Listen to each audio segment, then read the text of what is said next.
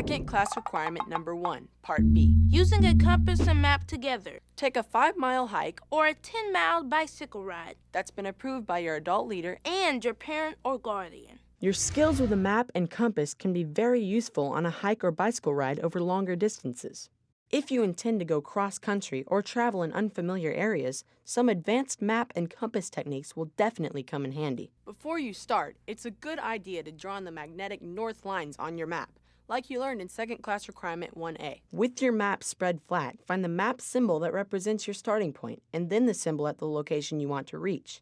Now lay your compass on the map with the edge of the base plate on a straight line from your starting point to your ending point. If the points are too far apart for the compass to reach, just connect them with a straight pencil line, and then set the edge of your compass along that line. Now, with the direction of travel arrow on the compass pointing towards your destination, hold the base plate firmly and rotate the compass housing until the meridian lines of the compass are parallel to the magnetic north lines drawn on your map. When you've completed this step, the N on your compass should point toward the top of the map, and you will have set the compass with the bearing you'll need to go in a straight line from your starting point to your ending point. Now, from your starting point in the field, and with the same bearing you set earlier, hold the compass in front of you with the direction of travel arrow pointed straight ahead. Then, keeping the compass still, turn your entire body around until the compass needle covers the orienting arrow.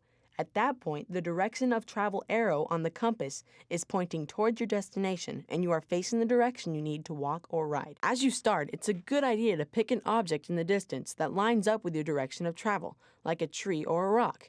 When you reach that landmark, take another compass bearing and head towards another object. Moving from one point to the next, you'll find your way directly to your destination. By now, you've already figured out that learning these map and compass techniques will take lots of practice before you're ready to head out on your hike or ride. The good news is you can practice them right in your own backyard or neighborhood. Now, there's another map and compass technique that you might find useful. If you know your current location on the map and you can see an identifiable landmark, such as a lake, building, or mountain, take a bearing on that landmark with your compass by aiming the direction of travel arrow at the landmark you want to identify. Then, turn the compass housing until the needle lines up with the orienting arrow on the compass, and the north end of the needle points at the end. Now, on your map, pinpoint the location where you're currently standing. Place the edge of your compass baseplate against that point. Keeping the baseplate edge on that point, rotate the entire compass until the meridian lines on the compass are parallel with the magnetic north lines you've drawn on your map. Once you've done that, the N on your compass should be pointed towards the top of that map. Now, you can draw a line from your starting point along the edge of the compass. Look at the map symbols under that line, and one of them should represent the landmark you want to identify. Once you've mastered the basics of map and compass use, you'll be prepared to learn about GPS, or global positioning systems that use satellites to pinpoint your location on Earth. GPS outfits are used by scout units in search and rescue operations, but they are no substitute for learning to use a map and compass. If you're interested in GPS, ask your leader about geocaching games and other GPS activities in your council. That's Second Class Requirement 1B. Take a 5-mile hike or a 10-mile bike ride using a map and compass.